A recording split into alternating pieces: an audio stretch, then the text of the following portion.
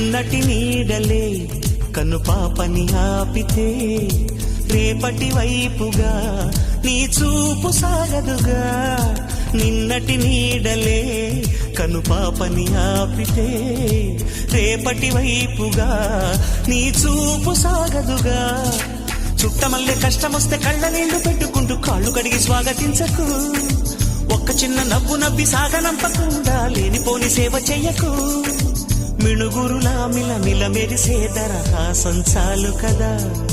ముసురుకునే నిశి విలవిలలాడుతూ పరుగులు తీయదా.